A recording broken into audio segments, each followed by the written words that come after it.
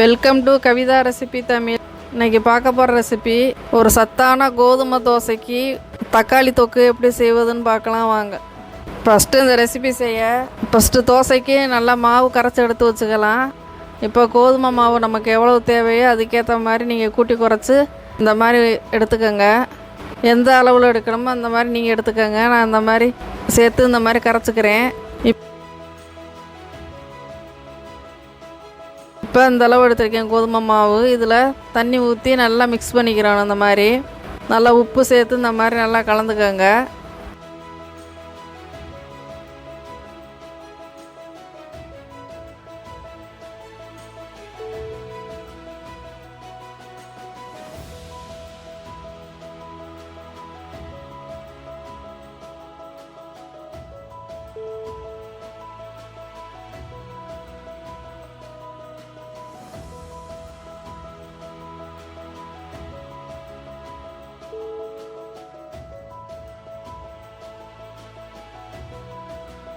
நல்லா தோசை மாவு பக்குவத்துக்கு இந்த மாதிரி கலந்து ஒரு 10 நிமிஷம் எல்லாம் ஊற வச்சுருங்க.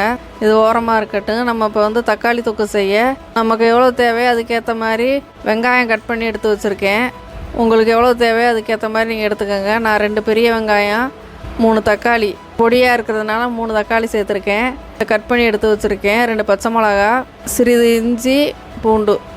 இப்போ கடாய் எடுத்துக்கோங்க. கடாய் நல்லா சூடானதுக்கு பின்னாடி இது தாளிக்கிறதுக்கு நல்லெண்ணெய் தான் சேர்க்க போகிறேன். இந்த அளவு எடுத்துருக்கேன். நல்லெண்ணெய் சேர்த்துக்கோங்க. இந்த மாதிரி நல்லெண்ணெய் நல்லா சூடானதுக்கு பின்னாடி உங்களுக்கு எந்த எண்ணெய் விருப்பமோ அதுக்கேற்ற மாதிரி நீங்கள் சேர்த்துக்கோங்க. நான் நல்லெண்ணெய் சேர்த்துருக்கேன். இப்போ கடுகு உளுந்தம் பருப்பு இது கூட சேர்த்து இந்த மாதிரி பொரிய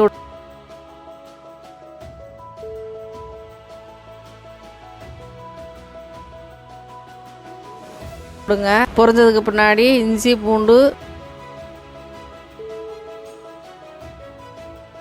பச்சை மிளகாய் இது கூட சேர்த்து நல்லா இதையும் வதக்கிக்கோங்க.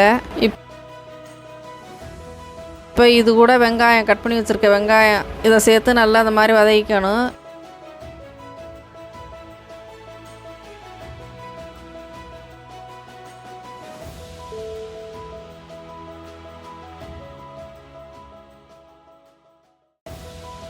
சீக்கிரம் வதங்குறதுக்கு உப்பு முன்னாடியே சேர்த்துக்கோங்க. அந்த மாதிரி சேர்த்து நல்லா வதக்கிட்டு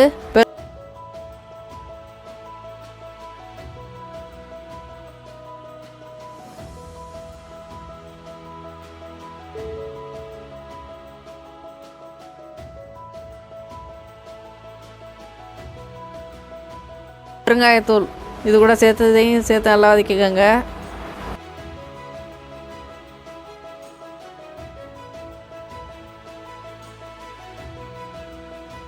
இப்போ நான் பொடியாக நறுக்கி வச்சுருக்க தக்காளியும் இது கூட சேர்த்து நல்லா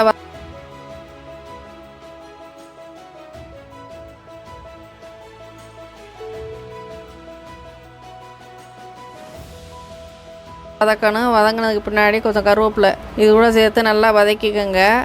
இந்த அளவுக்கு நல்லா வதங்கினதுக்கு பின்னாடி இப்போ மசாலா சேர்த்துக்கலாம். வீட்டில் அரைச்சி வச்சுருக்க மசாலா குழம்பு மிளகாத்தூள் இது கூட சேர்த்துக்கிறேன். ஒரு 2 ஸ்பூன்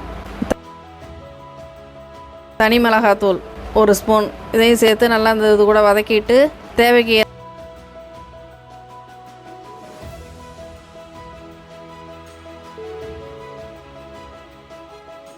ஏற்ற மாதிரி நமக்கு தண்ணி சேர்த்துக்கோங்க. அந்த மாதிரி தண்ணி சேர்த்து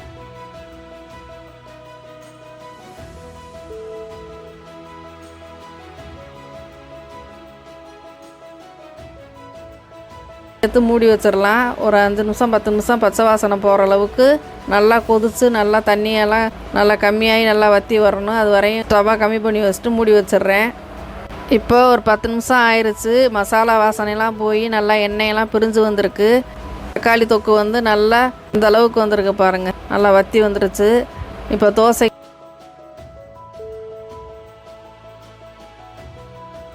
நல்லா தொட்டு சாப்பிட்ற அளவுக்கு இருக்குது. இப்போ இதை மாற்றி வச்சுக்கலாம் ஒரு தட்டில். இப்போ தோசைக்கல்லில் நம்ம தோசை ஊற்றி எடுத்துக்கலாம்.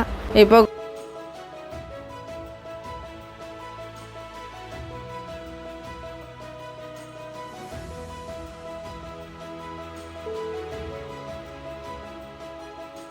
கோதுமை தோசை இந்த மாதிரி ஊற்றிக்கங்க. ஊற்றி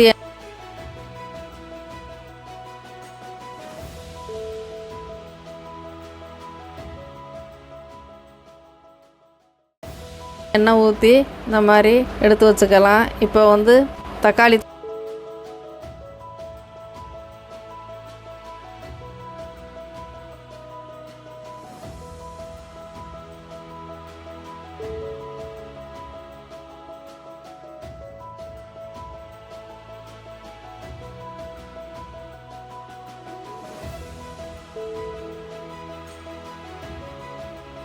தொக்கு கோதுமை தோசை ரெடி. இந்த தக்காளி தொக்கு வந்து கோதுமை தோசைக்கு மட்டும் இல்லை, நீங்கள் இட்லி, தோசை, சப்பாத்தி, பூரி எல்லாத்துக்குமே இது ஒரு சைடிஷ்டாக சாப்பிடலாம். இந்த மாதிரி நீங்கள் ஒரு முறை குழந்தைங்களுக்கு செஞ்சு கொடுங்க. ஒரு அருமையான தக்காளி தொக்கு ரெடி. இந்த வீடியோ பிடிச்சிருந்தா லைக் பண்ணுங்கள், ஷேர் பண்ணுங்கள், சப்ஸ்கிரைப் பண்ணுங்கள்.